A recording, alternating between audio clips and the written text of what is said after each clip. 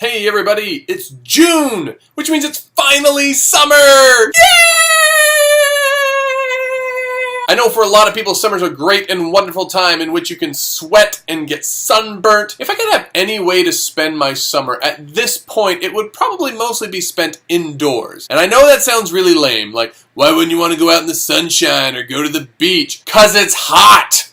Like, really hot. I'm not interested in sweating all over the place. I mean, look at me. I'm already shiny and pink and gross because it's 106 degrees today! So if I had my choice, I'd probably just stay indoors with friends and do what everybody in the world wants to do. Play board games. I think board games have a bad reputation, and I think that's mostly Monopoly's fault. But anymore, there are so many great games out there. Awesome, fantastic, hilarious, action-packed, and just really creative games. So what I wanted to do today is go through 5 different games that you should be playing. Number 1, Settlers of Catan! Settlers of Catan is loads of fun. A lot of people have already been playing this for years. What makes it so great is it's a completely different game almost every time. You move all the tiles and the hexes around, you make completely new boards every time. It's a lot of negotiating with other people that you're playing with, but a lot of people already play Settlers of Catan. But if you really want to take it to the next level, you should be playing Settlers of Catan, Cities and Knights. This is awesome sauce. Whereas the first Settlers has you trying to establish your community or your civilization on the island of Catan,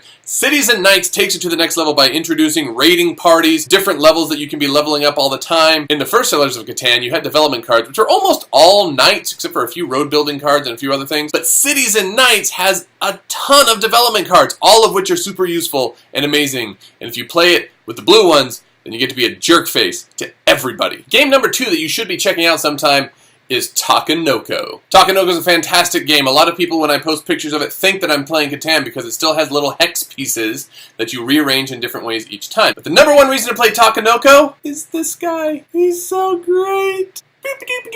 Part of the brilliance of Takenoko isn't just the gameplay, it's the design of the game itself. You've got this little panda dude and this little gardener guy, and you move them all over the place to play the game. And it's just fun. It's fun, and it's cute, and it's really entertaining. Dropped him! I dropped the panda! I dropped him! It's a beautifully designed game, and it's super easy to pick up, and it's really easy to teach to new people. Check it out.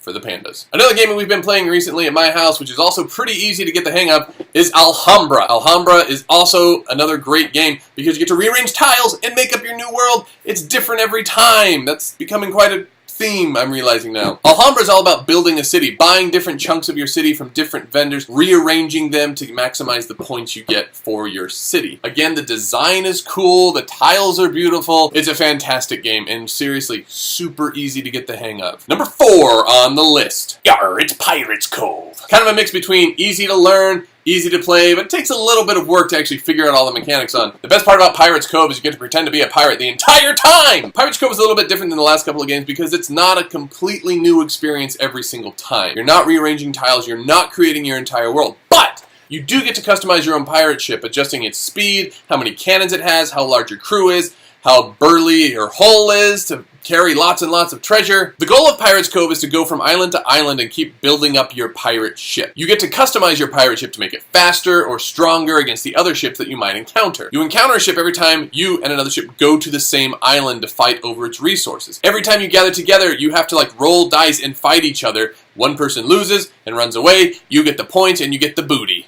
Game number 5! Puerto Rico. Of all the games that I'm talking about today, Puerto Rico is probably the hardest one to actually figure out and learn how to play. It's complicated, but that's kind of what makes it amazing.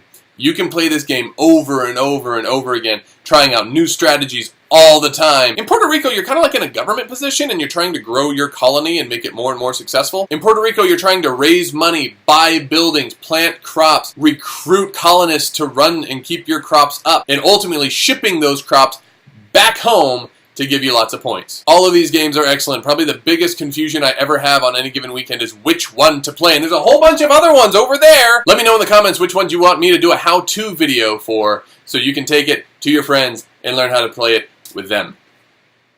If you have friends. Go make some friends, let me know which how-to video you want to have, and I'll make it so you and your friends can check it out. It's ridiculously hot outside, so I hope you have some fun inside where it's air-conditioned this summer, playing board games with your friends. Thanks for watching.